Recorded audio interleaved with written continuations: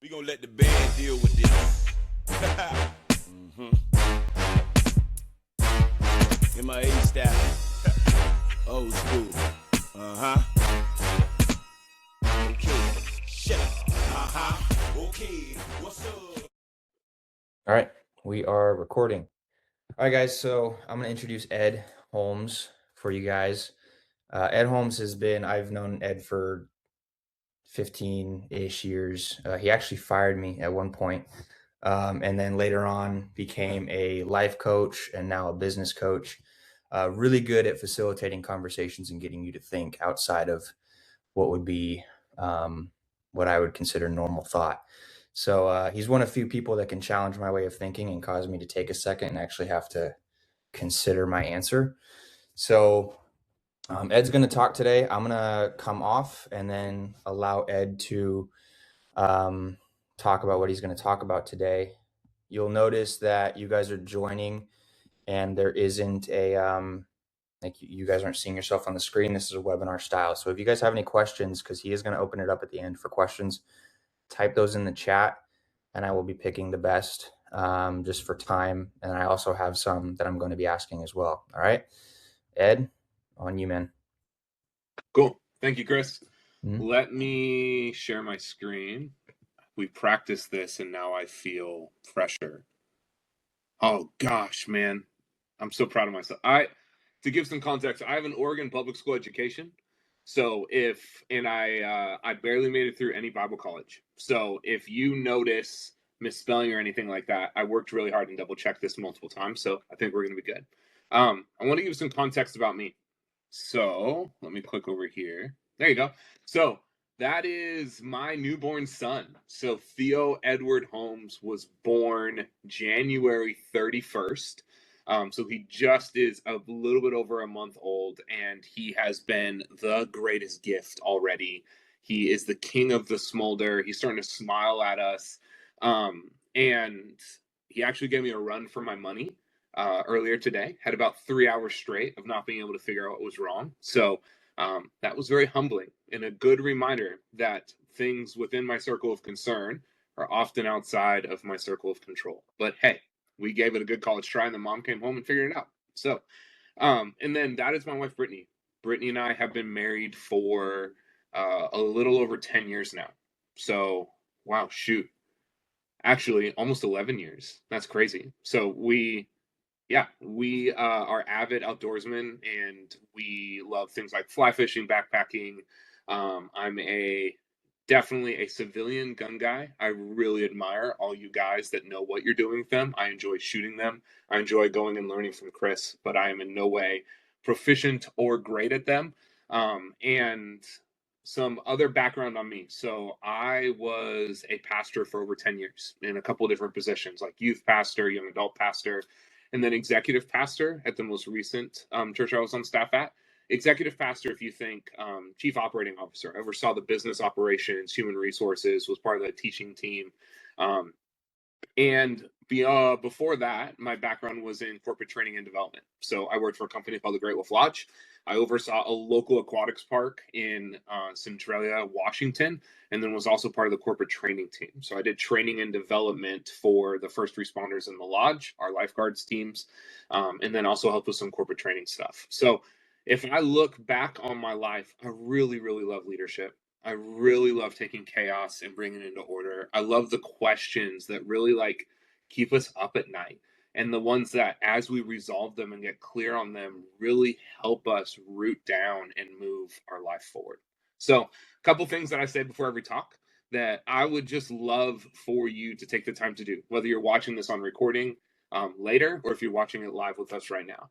And that would be write down at the top of wherever you're taking notes. And by the way, a short pen or pencil, quick thumbs, is better than a long memory. So just by the act of you taking something out to take notes, you improve the likelihood that you're going to get something from it. Why?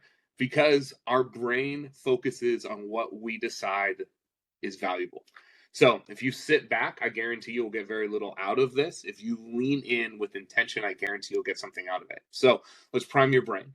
If you got one thing out of the next 45 minutes. I'm going to talk for about 25 to 30 minutes, and then we're going to spend about 15 minutes, 20 minutes, however long actually, doing a Q&A at the end. If you got what you needed today, like when you consider the things that are hanging you up, holding you back, causing you problems, leading to confusion, what's that thing? If you got something that helped you move that forward, what would it be? And I want you to put at the top of your notes. And this is what I guarantee. This is true of life too. We always get what we're looking for. When I decide I need a solution to a problem, the mechanism, the thing shows up. When the intention is clear, the mechanism appears. So we're going to take the time to set some context. So I'm going to give you 30 seconds real quick. I'm going to watch my watch. 30 seconds just passed right now. Write down one thing. If I got exactly what I needed out of this conversation, out of this recording today, what would that thing be?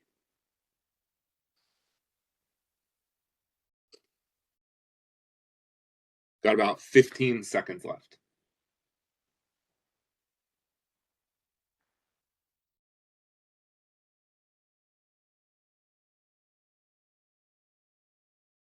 Sweet. One other thing that is always important for me to bring up at the start of any talk. Any content that you take in, whether you're reading a book, listening to a podcast, on a webinar like this, it is drastically impacted by the context that you're sitting in right now. You have a context. There's things happening at the intersection of life and work. And for a lot of us, at times that feels like a collision. It feels like those two things are just pounding against us. Like, how do I honor my career ambition and the desires in my heart to grow and build and protect and refine and be in peak shape and like really show up as who I feel called to be, and integrate that with like the absolutely out of control, sometimes chaotic, often demanding and vulnerable emotional side of life. And I'm going to present today, like, your context really matters. It informs how you take in the content we're going to talk about. And then we're going to dive into, if I can understand the type of time I'm interacting with, I can start navigating that collision that takes out so many well-intentioned men. Like when Chris and I were talking about it, the question he posed to me is, how do we honor the work, the ambition, the drive, the discipline we're putting in and not leave our family behind? And I really think it comes down to, do you know what type of time you're interacting with? So let's go next. There's 3 times. This is according to the Greeks. Now, like I said, I have an Oregon public school education and I did a little bit of Bible college. So I'm going to stumble through these words. I'm going to do my best. The first type of time is Kronos. This is the 9 a.m., 10 a.m., 11 a.m. It is the chronological passing of time. And it's interesting because the Greeks, the way they depicted this was a godlike figure that was actually like consuming time. This time consumes us. It keeps passing by. And there's nothing we can do to stop it unless you're doing something like a plank or running a mile. I do hold that not all minutes are created equal. And yet the time keeps passing.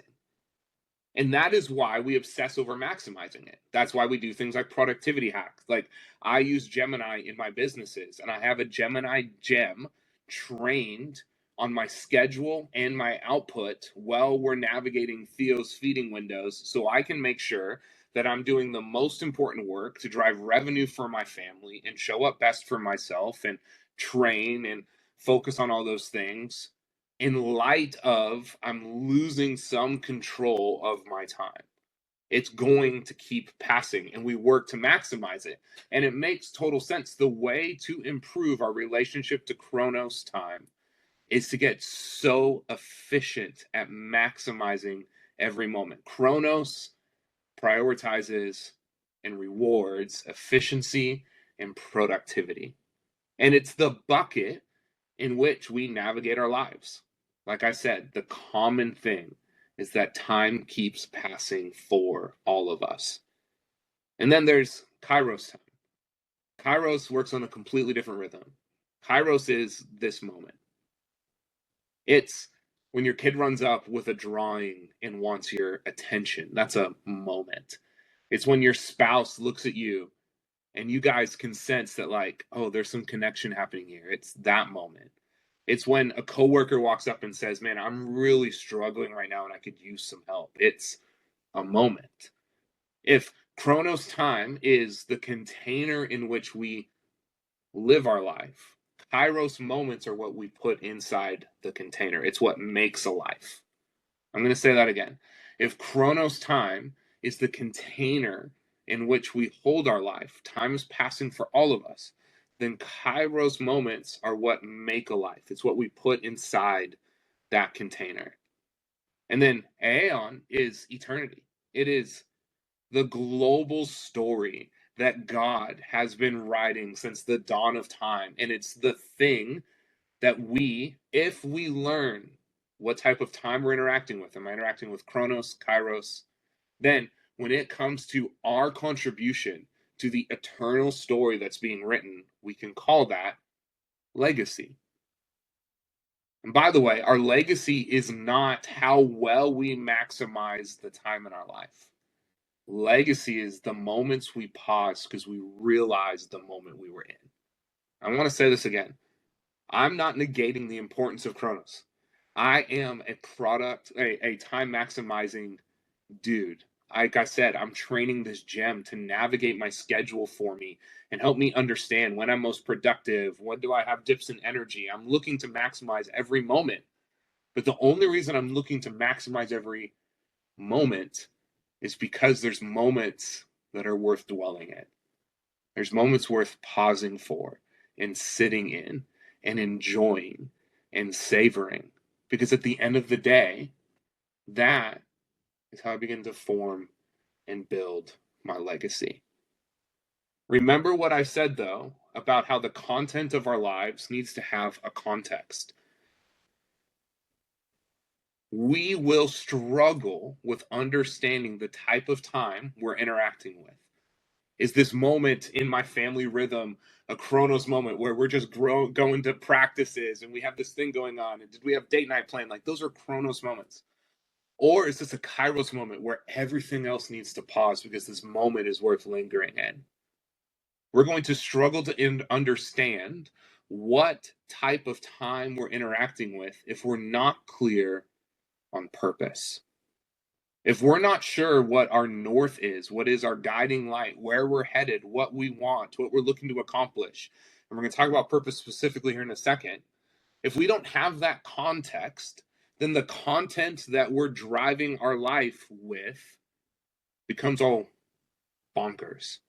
And we start missing moments and we're interacting with the wrong type of time. And then our family's getting frustrated because we're over leveraged over here and we're under leveraged in the things that matter. And relationally, we feel broken and we feel guilty when we're at work because we're thinking, man, I should be at home. And we feel guilty when we're at home because I'm thinking I should be at work. All of this takes some context. So let's talk about purpose. If purpose is your true north, by the way, let's parse out some definitions here. So purpose would be your DNA. It's what we can infer your reason for being is based on things like personality and skill and passions, right? Your history, the moments that have formed you, what people have looked at you and said, man, you're the best I know about doing that thing. That's purpose. Then we all have these seasonal callings where there's this thing that we just feel summoned to, that we can't help but notice. That's like, man, in this season, I feel so focused. Here's an analogy. This is a phone. We can infer its purpose by its design, right? It's to connect and communicate. Hopefully, that is the dominant thing. Now, it has so many other uses, but for the sake of example, let's make it really blatant. If the purpose of a phone is to connect and communicate, and I had a window open on my desk, and the papers start to flutter away off my desk, I can take my phone and I can put it on the papers, and it now becomes a very expensive paperweight. There are times in our lives when our true north is just center bullseye on purpose. Like my reason for being, I can't help but do this thing and live on purpose. And then there's seasons where like, man, my calling feels like I'm being summoned and it doesn't quite fit, and yet I can't help. But that's what I'm noticing. My season on staff at churches was exactly that. I'm a business guy to my core. I'm a leadership guy to my core. I'm really driven by impact. I'm really driven by creating income for my family. And yet I felt to sideline some of that fiscal security so I could go serve the local church. I'm back doing what is center purpose for me, doing business, leadership development, training and developing people. And the through thread has always been, man, I'm leading, I'm developing, I'm serving the local church. That is our true north. Here's the problem, though. If you've used a compass for any amount of time, there's this thing called magnetic interference, where at times the compass gets a little wonky, and we start to getting confused about, like, where am I headed? I call this solving for the wrong equation. If I'm being honest, when I first started really taking myself on and asking and trying to answer those questions that keep us up at night, that plague us in the back of our head, like, who am I and why am I here and what would I need to do to feel accomplished and centered in life? I feel pretty wired to create an impact. I want to leave a legacy. Here's the interesting thing, though. As I started to dive into that and taking it a little bit deeper and a little bit deeper and a little bit deeper, I realized that there was a 10 to 25-year-old version of me that had this deep desire to be seen and noticed. It was, in essence, saying, will you notice me? And I realized, oh, that's why all this success that I was seeing corporately, the income I was creating for Britt and I, the way I was showing up in the world, the speaking engagements, none of it satisfied. Because I was actually solving for the wrong equation. And I think most of us are like all of us. There's this core desire in us to be known. And we end up settling for being noticed. So we'll come home from a long day of work and we can say to our family and our spouse, look at the income I created. Look at the impact I'm having. Look at it, look at it, look at it. And they don't know us. We're maximizing our Kronos time. We're showing up and crushing meetings and creating income and lining up tasks and knocking them down. And we're optimized and efficient and effective. And yet we're still solving for the wrong equation. See, all healing and growth is relational. Say that again. All healing, all growth is relational.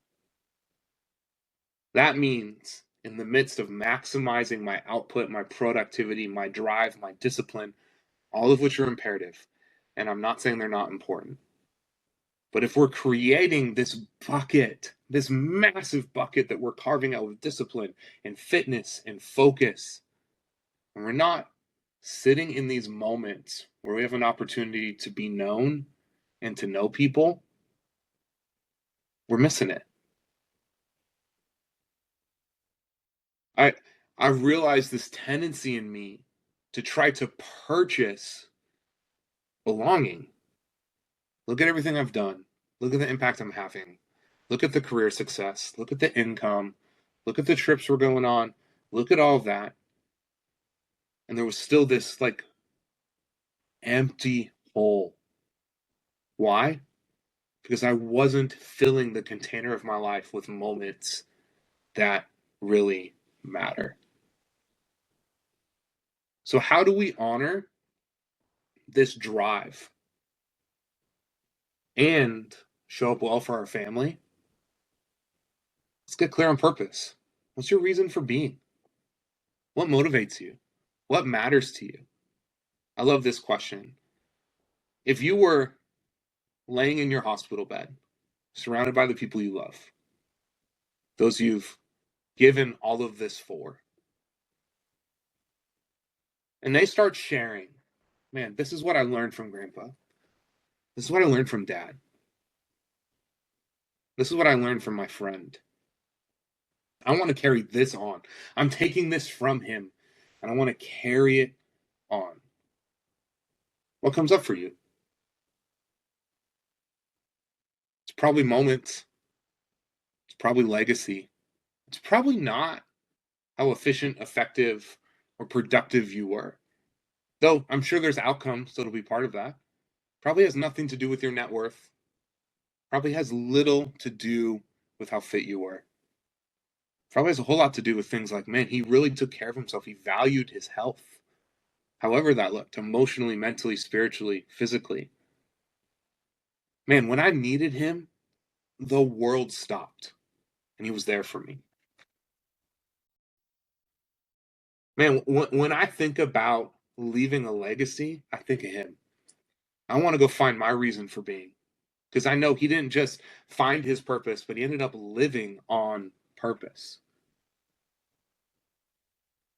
And we end up missing out on this richness and vitality in our life because we believe that living on purpose is a solo sport. And it's not. My purpose, my calling, is actually experienced in relationship. I love it. I'll sit down with a really high-performing, very driven dude, and I celebrate everything they've done. And we'll say, hey, man, why are you doing this? And they'll like smile, and they're like, I'm doing it for my family.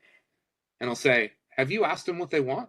Like, if it's really for our family, then we should ask them, hey, is this what you want? Is this exchange worth it? It's these Kairos moments of connection that give all the Kronos work we're doing context. So then we can leave a legacy that really, truly matters. So I had to wrestle with this question, and I want to leave it to you. And I brought it contextually down to today because we're meeting on a Thursday night. But I think it's a valid question to ask and sit with. When was the last time that you had a moment you did not want to end on a random Thursday?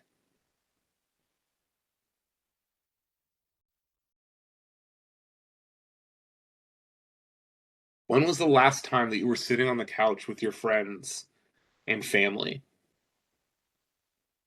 and you're like, I don't want this moment to end? It's not the vacations, though those are important. It's not the career success, though that's great. Are you building a life where you have regular moments where you're like, this was special?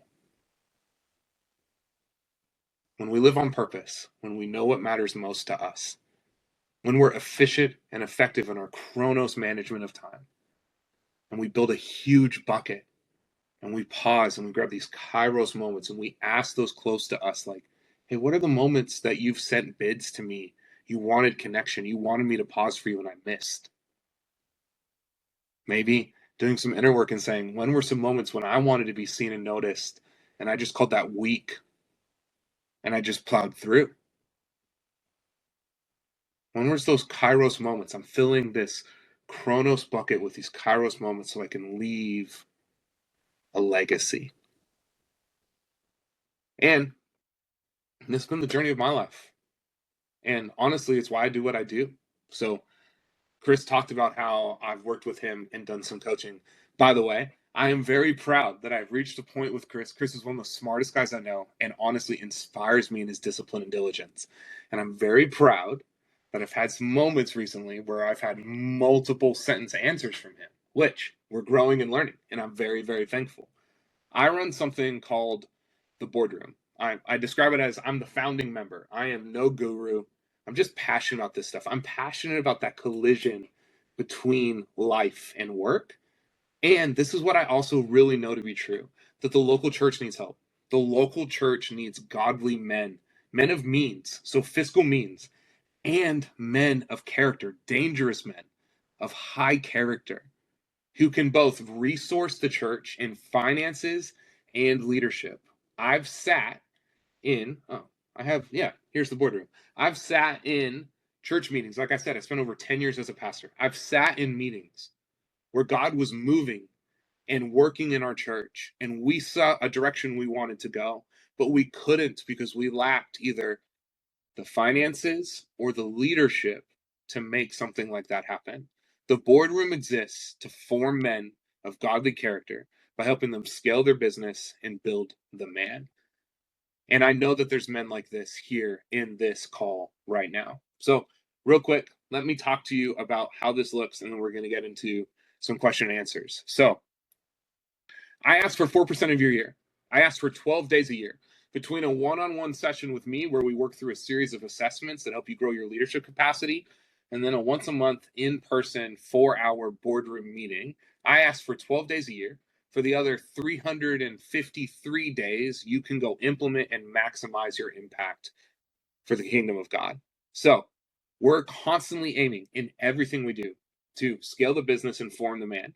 I know if we do that well, which we do, we're going to decrease your mental tax and increase your leadership capacity. In essence, more of you to go around doing the stuff that you know is your purpose.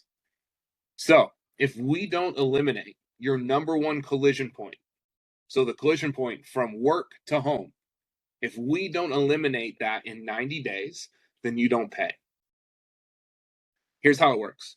We do a clinical audit before you even attend the first boardroom session. We walk you through life and work and identify where that collision point is, because we don't have time to waste. And you walk in and audit one of our boardroom meetings where the other high capacity, high quality, high character men that are in there now walk you through life and work, give you feedback, suggestions, and wisdom, so then you can go implement on the other 29 days of the month and maximize your purpose. So that is what the boardroom is. And I wanted to say thank you so much for your time. And I love question and response stuff. So I'm going to stop talking so I can make sure that we're actually tackling what's happening in the room. So I will stop sharing my screen, which is over there. There you go.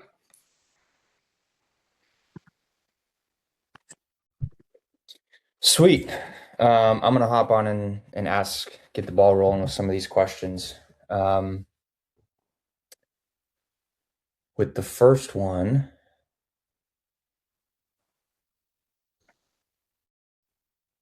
so this one will speak kind of to a man's attention to detail.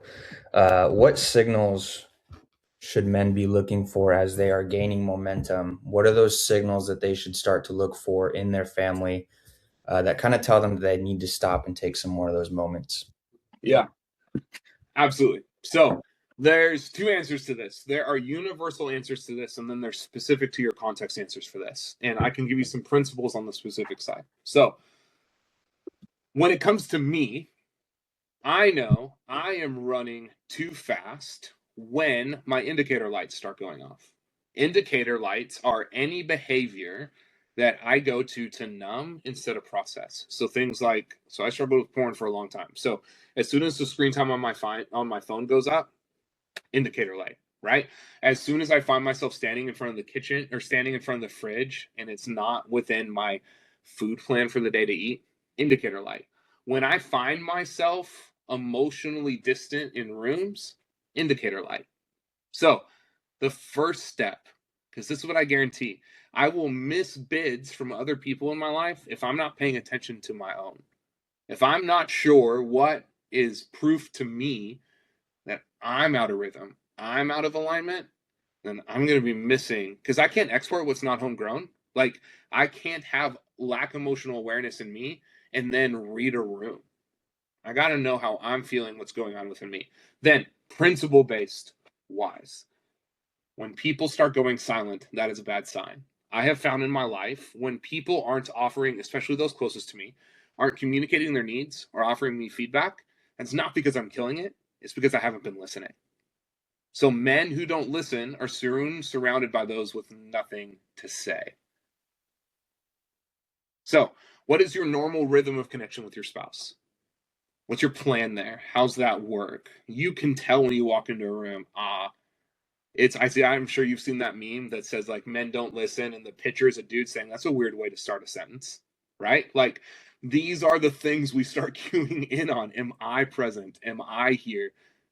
Am I actually picking up? And by the way, if you're not sure, go ask.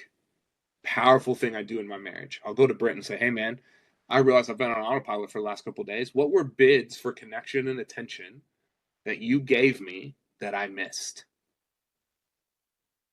And then, because I'm training her, I listen by how I respond. She's being honest. I can catch up on them next time.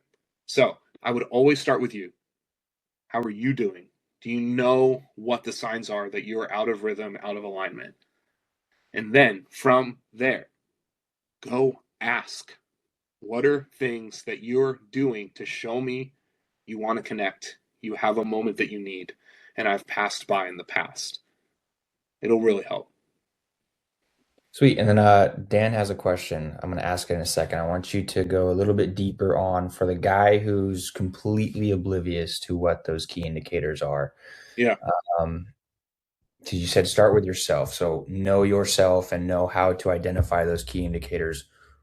What would the process look like of sitting down and trying to figure out? Let's say there's just some idiot that goes through life oblivious to the whole world and has no idea when he's acting a certain way. How do we come all the way back and be able to sit down and identify what those things are? Yeah. So first and foremost, you won't do this on your own. So I believe there's scriptures all throughout Proverbs that speaks to the fact that we need feedback. We need, like in Proverbs 1, I was reading it today, Proverbs 1 and 2, wisdom speaks by giving us reproof, right? Well, when I'm not hearing the voice of the Lord, or if I'm not sure I've quite cued into that, then I need people around me to say, hey man, so go to a friend that you know well and say, when I am being out of rhythm, when I'm out of alignment, when I'm not the best version of myself, what do you see and notice? And then from there, we do two things. We track the stuff that both we should do and we should stop. We do both. So, for example, this is data backed. This is causative, not correlative. This is causal known to help decrease stress. When you take care of yourself, so you move and have healthy nutrition, when you connect with those you love, when you journal and when you do devotions, you automatically deregulate stress. So we track those as a baseline, right? And then, like right now, when Theo was born, I was cranking through energy drinks like they were water. And it turns out that's not great for you. So I'm tracking my energy drink consumption and I'm watching it go down, right? I track vices. I can be prone to overeat, overdrink, overscroll on my phone. I know where all those things lead. So I track. Did I give in to a moment of vice today? I'm watching those go down. You desperately need feedback. You need someone in your life that will look at you and say, you are out of rhythm, alignment, and integrity by when you do these things. So let's find the opposite and go do them, and let's track the absence of the other. You won't find that awareness on your own. Yeah, and that kind of speaks to a big reason why I developed the cohort. Guys, we have other dudes in here that are happy to tell you in a loving way where they see you fucking up. So reach out to those dudes and make connections because that's what they're there for. So Dan has a question and then Josh has a question. Dan says, from a biblical perspective, what would you say is key to finding your calling? He says, purpose, direction, motivation are easy. I can find those in any role. A calling is different, more unique, more context. And then he provides a little bit of context. He's also a Christian and believe that calling comes from above. So, yeah, Dan, you're spot on. So calling is a transcendent summons. That's a fancy psychological word for saying that, like, I feel drawn to something. I'll use my life for example. I would say center bullseye for my purpose, like I said, is leadership and development and resourcing the local church. Like I eat, breathe, and live this stuff. And when I look at my life all the way back from high school, I've been doing something like that. My calling in this season, what I'm noticing, praying through, fixating on, is creating a real strong fence or wall of health and finances around my family. I cannot help but, like, I'm reading finance books. I launched the boardroom because I know I needed help, and I know other men do too. I have a business coach. Brittany and I are doing money coaching right now. Like, I feel called and summoned to that thing. Here's the interesting thing is I know that all that does is supercharge and fuel my purpose too. So I believe, Dan, you are onto it 110%. The Holy Spirit, Jesus, is summoning you by giving your attention to something. Honor that. We so devalue discernment. When you feel drawn, summoned, that's grabbing your attention, give yourself to it. Listen to it. This is what I know. When I'm focusing, like Philippians says, on like what's good and perfect, and I start acting in accordance to that, like, I'm going to be walking in my calling. I like love the idea that Jesus went about doing good and healing all. Like, that's a great baseline place to start. Being a protector and provider for your family is a phenomenal place to start. The other thing that I think is important to remember is purpose and calling are excavated. I would say calling, I said it the way I did intentionally. We can have seasonal callings where like in this season, my health and my finances are getting 1,000% of my attention. I've had other seasons where that wasn't the dominant thing that was getting my attention. I've also been excavating my purpose for a long time. So these things shift and move too. It's not like God comes from on high and says one specific thing and it's kind of in gibberish and it's not very clear. So then I get to second guess and question if I'm doing good and walking out what God has for me. He goes on this journey of revealing and excavating purpose. And that also continues to give context to my calling.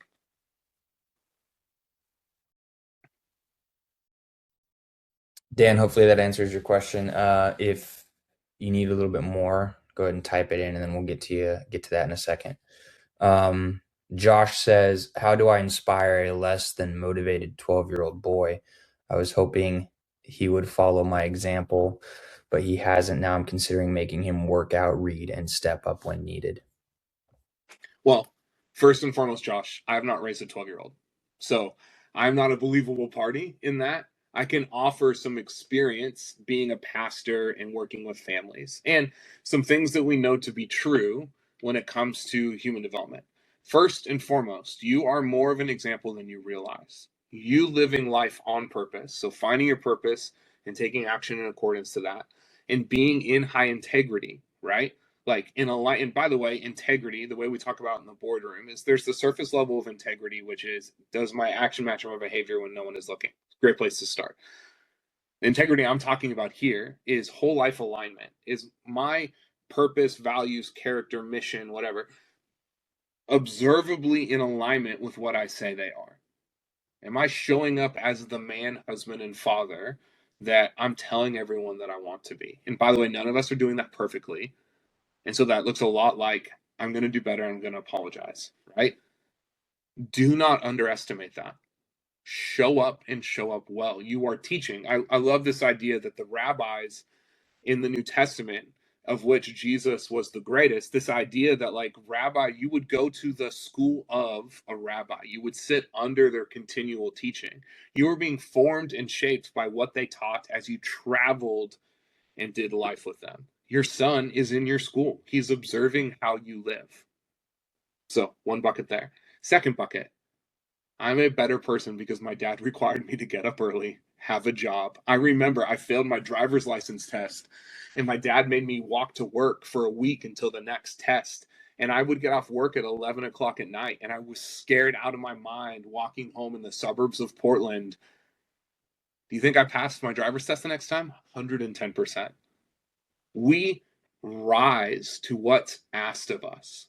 So, be in alignment and integrity. You're teaching, and don't underestimate that. Absolutely start saying, hey, the men in the house, we do things like this. And then third is invite him into doing it with you. So invite him into the workouts with you. Invite him into getting up early and doing devos with you. Invite him into helping around the house with you. Hey, we have these 10 chores to do today. You and I are going to divide and conquer. And he sees you going and being in integrity and doing that too. So Sick. This is a question that came up for me while you were talking. What what would you say to a young father, husband who feels like he has to choose between building something great and here I'll give an example. If I outline my vision to my family, right, and they communicate to me, I don't. Well, that's not what I want. Like I would rather you stay here. Well, that doesn't take away the fact that I'm still a driven and motivated human being. So how does a man navigate that kind of scenario? Yeah. Um, I think really simply, I don't tell everyone what I'm doing. Like this, I say this with real deep honor and respect to both sets of our parents. So Brittany and I are full-time entrepreneurs. We both, I don't know if I would do this the same way again, but Britt and I both quit our jobs within a week of each other and decided to go full-time entrepreneurs. And it has led to really formative, fulfilling, scary journey for the last 5 years. Um, when we sit down, I vividly remember when we did the branding for our parent company called Axios. We paid for a brand package, we're both creatives as well, so aesthetics, vibe, design really matter to us. We invested a significant amount of our savings into a brand package, and we sat down and showed it to both sets of our parents. We were all hanging out together. We cast it to the TV and showed it to them, and I can't tell you how demoralizing it was for it just go straight over their head. They didn't get it. They didn't get the heart. They didn't get the vision. They didn't understand why we were doing what we were doing. They just were really concerned, did we have the money to pay rent? So there is a core group of people, and I'll say again, this is part of the reason why I built the boardroom, because I needed a place that I could go and dream and have vision and have people look across the room at me and say, heck yeah, dude, go for it. We're going to hold you accountable to getting there, right? There's a reason why I have a business coach. There's a reason why most of our friends are entrepreneurs. So when what's on my heart is not received well, it's not that I hide it. It's not when they ask how it's going, I'm not honest. I also don't dream with them. This gets very complicated though when you're married, right? When the person you're married to doesn't see it. This is where it gets complicated. And I will not give advice there. That's a conversation because that's an immense amount of context, right? Like your specific context in that moment is going to very much drive what's best for you and your marriage. The thing I have found that I will say at a principle level that I think is helpful is most of us would benefit from increasing the time domain that we're willing to put in to get what we want.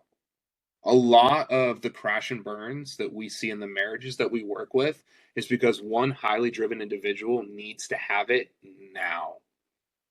And if instead of saying hey, I'm going to grind for the next 5 years, if they were willing to say, I'm okay if it takes 10 years for me to get there, I'm going to show up with intention.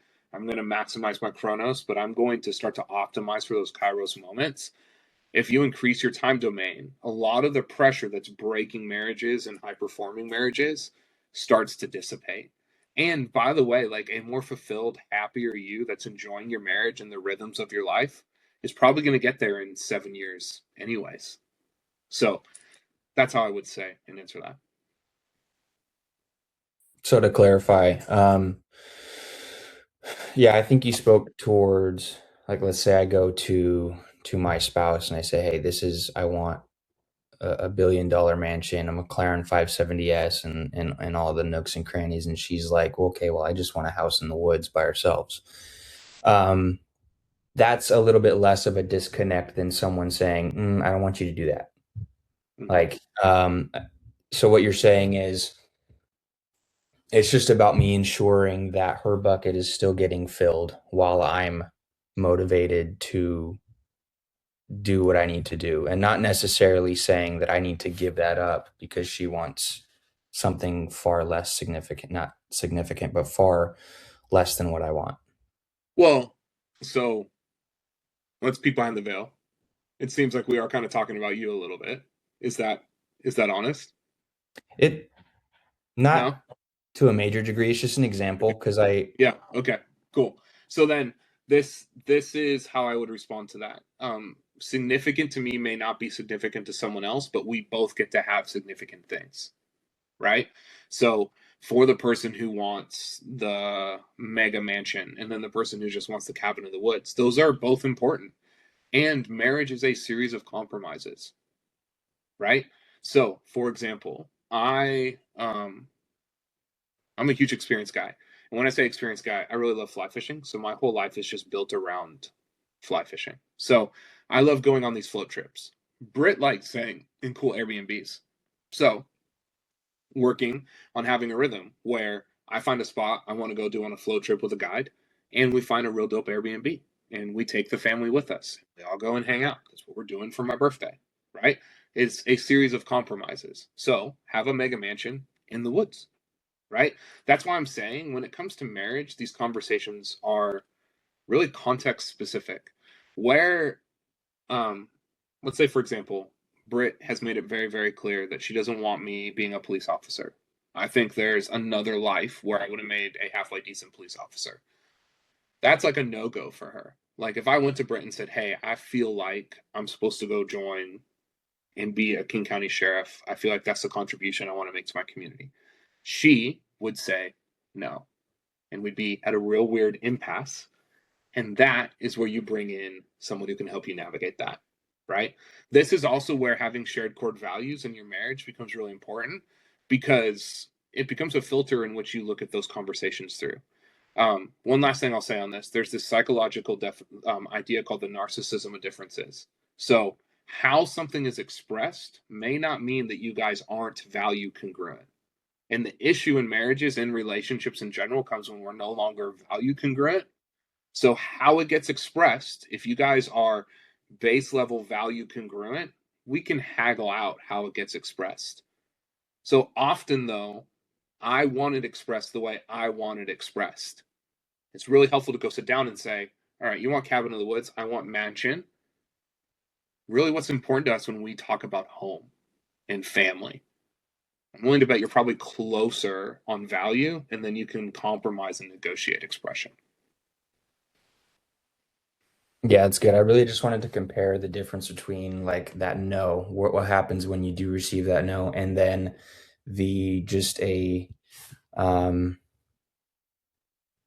things meaning different things for different people. So it's not necessarily like I have to give up all my dreams and desires because there's just maybe some.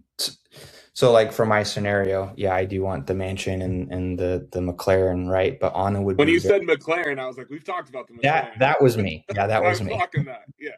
But Anna would be very comfortable with a Jeep and a simple home with chickens, like, right? So, but that doesn't mean she's trying to prevent me from going out and doing those things, and that's really what I wanted to emphasize. Yeah, and as you were describing that, can I say one more thing? Have conversations around what exchanges are worth it, right? And this is where things like the amount of time it's going to take to get there. I have the word millionaire hanging in my office. I'm looking at it. I know that I know in my knower that like that's where I'm headed. And there's some go no go exchanges where the work the compressed work in any given season is not worth violating some of those go no go things, the boundaries I've put in my life, right? So back to those indicators with our family, those bids for attention, if I start missing those, if I see indicators showing up in my life because I'm grinding real hard in a compressed season, I'm going to elongate how long I'm giving myself to get there. This might be helpful really specifically. All growth happens with be, do, have. Who do I need to be so I can do what I need to do so I can have what I want, right? A lot of us optimize on the do and we get very clear on what we want, right? But my having and my doing will always collapse in on a lack of being.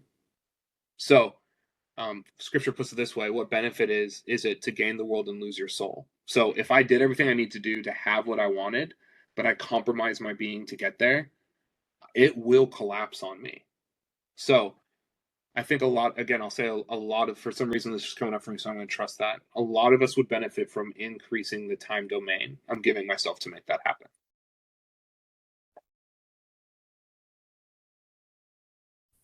Sweet. I do want to say to Josh, 20 push-ups for a cool kit.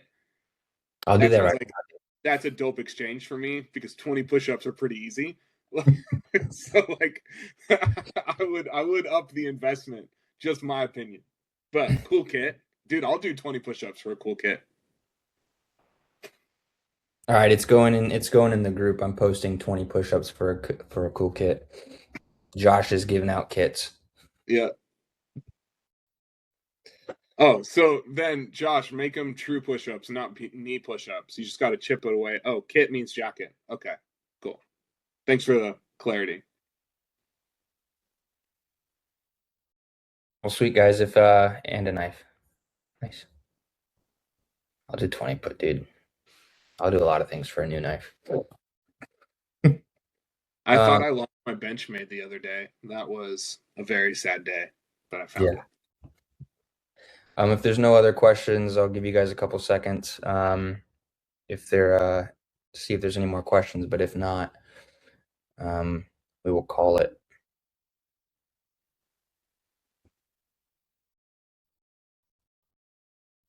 Cool. And closing thoughts, Ed?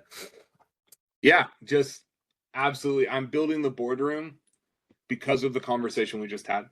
So we are actively adding members, and if you're a small business owner in South Kern County, at the last Friday of every month is a boardroom session. You are more than welcome to come audit and sit in on it and see how it goes. We'd have one quick conversation beforehand. You would show up, experience the whole thing yourself, and then the way it works is the cohort that we're filling, so the group of 10 we're filling, votes on new potential members, and you get to vote if you feel like you're a good fit. So we are building slowly to maintain the integrity of what we're looking to do. So Chris has my contact information.